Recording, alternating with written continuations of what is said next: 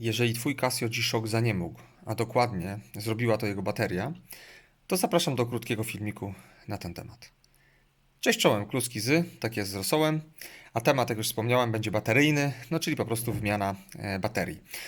Dla, powiedziałbym, znawców tematu, chociaż takowi zapewne tego filmiku oglądać nie będą, ale dla spostrzegawczych od razu mówię, że faktycznie tutaj tych pinów dwóch brakuje, to nie jest dokładnie mój zegarek, chociaż mam też identyczny, bardzo go mile wspominam, wiecie, jeszcze chyba 99 marek kosztował kiedyś w Niemczech po przecenie ze 189, tak, kiedyś były marki w Niemczech, więc on ma ponad 20 lat, więc ma prawo tak wyglądać, wiecie, już swoje, jak widzicie, przeszedł. Nie ma tych pinów i co ciekawe, te paski też nie są oryginalne, to znaczy nie były immanentną częścią tego egzemplarza dokładnie, takiej wersji tego zegarka, dlatego że ja je dokupiłem z czasem, pasują idealnie, bo w sumie takie zegarki też można było kupić, natomiast no, ja miałem taką, wiecie, plecionkę, natomiast no, pod wpływem wody, a szczególnie wody morskiej, no to się z czasem rzeczywiście musiały poddać i to naprawdę definitywnie skończyć. Jeżeli chodzi o samą baterię, to już Wam pokazuję. To jest taka, słuchajcie, CRK 2016. No nie chodzi o rocznik, tylko taki jest rzeczywiście model.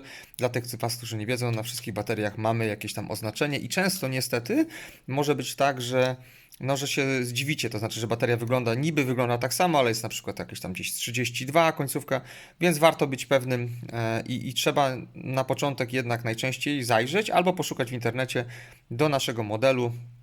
No to jest dzisiaj, byśmy powiedzieli, że legendarny. To jest DW 9000, taki model kiedyś bardzo był popularny i mile odebrany został przez rynek. Bardzo ważna też uwaga, jeśli chodzi o wkrętak. Słuchajcie, to jest taki wkrętak optyczny, kiedyś go gdzieś tam kupiłem na jakichś targach, nawet za kilkadziesiąt złotych, byłem zaskoczony, że to jest takie drogie. Można też użyć jakiegoś takiego, słuchajcie, zestawu. Mówiąc o wymianie baterii w IceWatchu, pokazywałem też ten swój chiński zestawik, więc nie będę informacji dublował. Gdybyście chcieli obejrzeć, to gdzieś tam może link podrzucę. Natomiast to jest relatywnie tania rzecz, ale robi robotę. No więc tak naprawdę będzie potrzebny nam wkrętak, ta bateryjka i odrobina cierpliwości. Dlaczego o tym mówię? Bo popatrzcie, ja już specjalnie zdemontowałem takie skrzydełko, które jest wyposażone w ten zegarek. Zobaczcie, z tyłu już jednego nie ma. To jest taka osłona dodatkowa tutaj.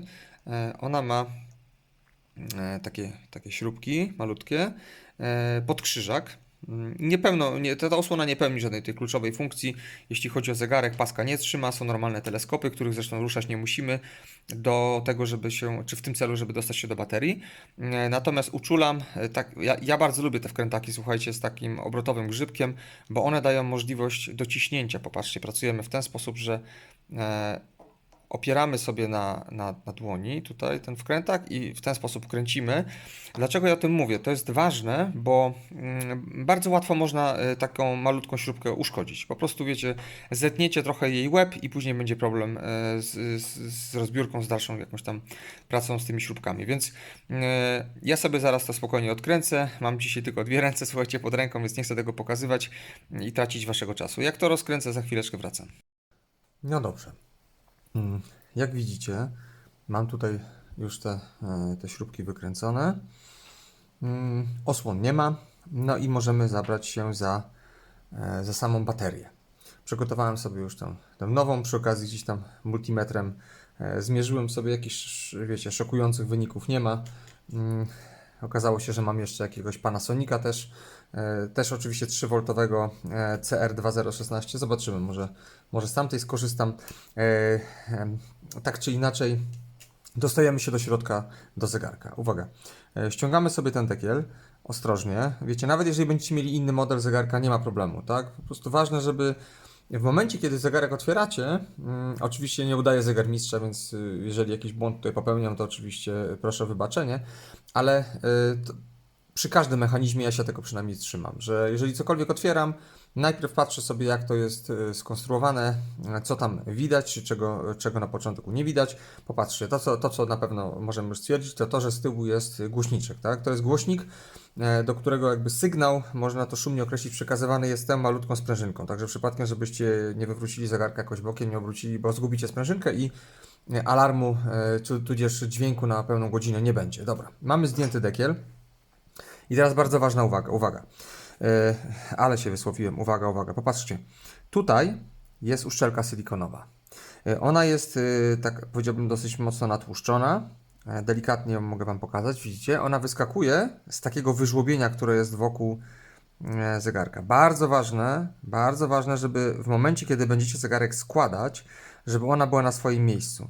Oczywiście obchodzimy się z nią delikatnie, żeby jej nie rozciągnąć, natomiast no, jak się domyślacie, jest to element gwarantujący szczelność zegarka, a co w przypadku G-Shocka myślę, że jest bardzo kluczową cechą, więc zwróćcie na to uwagę. Jeżeli ona byłaby, słuchajcie, wyjątkowo jakaś taka mocno, powiedziałbym, sucha, no to można użyć jakiegoś preparatu silikonowego. Są za kilka złotych dostępne preparaty dedykowane wręcz do uszczelek zegarków.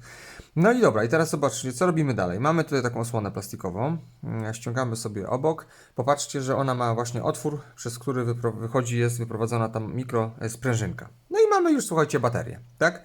Jak teraz tę baterię wyjąć? Zobaczcie, ja się posłużę takim cieniusieńkim wkrętakiem właśnie z tego zestawu chińskiego, który Wam pokazywałem, bo tutaj jest ważna rzecz. Zobaczcie, jak się temu przyjrzeć, to widać dwa plastikowe ząbki i takie ramię, tą blaszkę całą, która tu jest przytwierdzona, która baterię trzyma. No więc trzeba się tej blaszki na moment pozbyć. Ten wkrętaczek jest bardzo taki cienki, więc ja jestem w stanie go włożyć między te ząbki. Zobaczcie, wkładam go w dół i leciutko odchylam w ten sposób do siebie. Tada! I popatrzcie. I blaszka elegancko już nam odskoczyła. Pokażę Wam to bokiem. Zobaczcie. Widzicie, jak fajnie odstaje.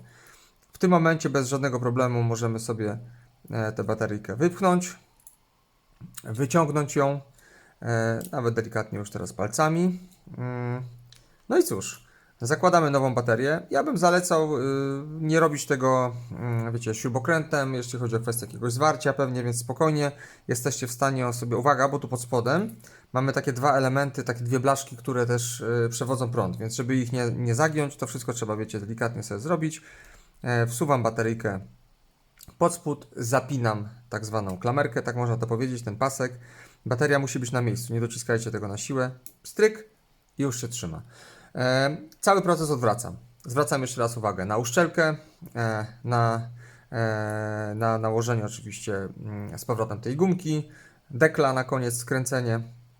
No i cóż, słuchajcie, nie będę tego robił wszystkiego po kolei teraz przy Was, żeby ten film nie miał 20 minut. A na koniec pokażę, jak to wyszło. No i słuchajcie, ostatnie wejście. Pięknie się prezentuje, znów działający zegarek. Powiem Wam, że jestem bardzo zadowolony. Na koniec ponawiam apel, bądźcie ostrożni z tymi śrubkami, naprawdę łatwo je uszkodzić. Miałem z jedną problem, przy kopercie też widzę, że już po prostu na przestrzeni lat kolejny raz wymieniana bateria i może rzeczywiście zbyt dociśnięta śrubka wyrobiła lekko kopertę. Także wiecie, warto z wyczuciem to wszystko robić i rzeczywiście przy wkręcaniu, szczególnie w tworzywo, za mocno śrubek nie dociskać. No i tyle, słuchajcie, zegareczek działa, pika, czyli nie straciliśmy połączenia z tym głośniczkiem, który był z tyłu. Wszystko gra. Jeżeli coś Wam się spodobało, kciuk w górę, zapraszam do subskrypcji, najlepiej z dzwoneczkiem. Pozdrawiam Was i pamiętajcie, bądźcie bohaterami gdzie? We własnych domach. Trzymajcie się, cześć!